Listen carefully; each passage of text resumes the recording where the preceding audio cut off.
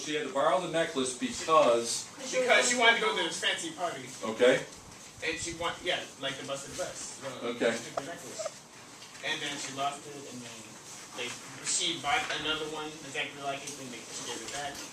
Then she was working out all the debt because she had to borrow the money to buy the chain. So she worked the rest of her life to get that chain. She had to work like what, 10 years or something to get that back? 10, okay. And then what happened after that? Met her. She was like, "Hey, how you doing? Why are you so ugly?" And she said, "I was looking for the chain I gave you." And she said, "Wait, that's a fake." And she just gave me that face, like, what? It was a fake. Well, so she worked that hard that she looked a lot older than she did before, you're saying? Yeah. Okay.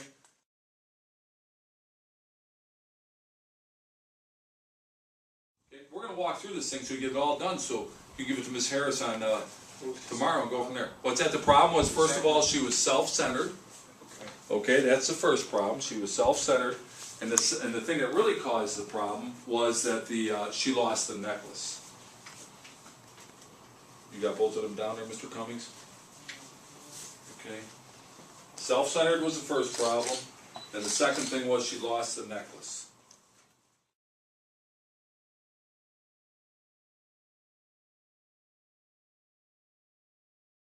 Okay, then you go down to the solutions. There's two solutions there, and the first solution we look at is for her self-centeredness.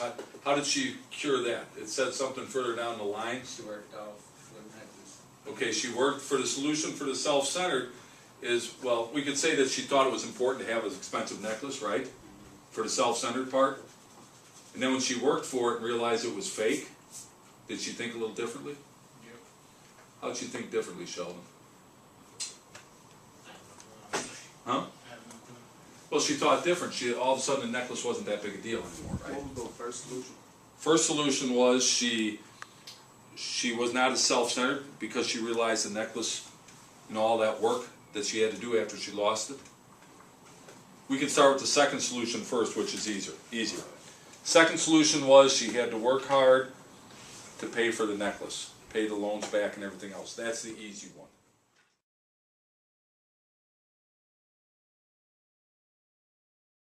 Okay, I'm going to let you read the first one. Here's the other thing we have to do now that we're working like crazy.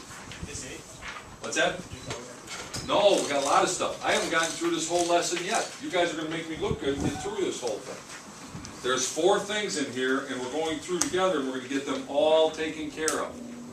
But we're going to start by, on this sheet of paper, before we start, I want to read the questions to you, so as someone reads the passage, we can sort of fill it in. Alrighty?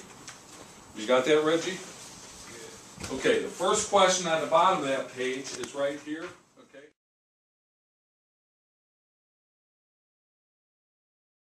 Say it again, Mr. Cummings. Trying to escape middle class life with necklace. Okay, that's good. You can underline or write down, she's trying to escape her shabby middle class life.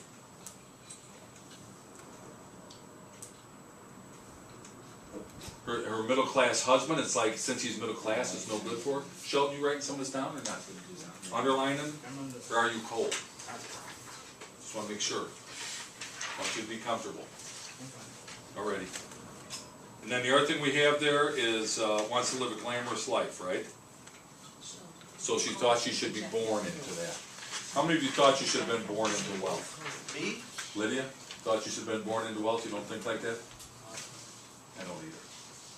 Yeah? Good.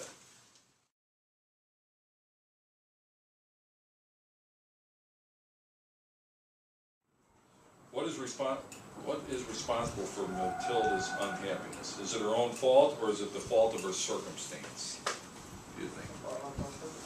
Yeah. It's a fault of her circumstance, the way she looks at it, right? But we can always make the best out of the worst if we want to. Gotta look at the good side of it. Can you give me an example of that might happen in real life?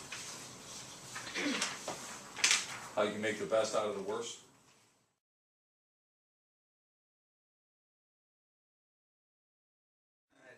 You know what makes me happy?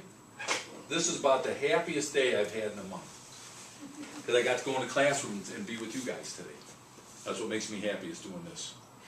I'm gonna do this more often after doing this today.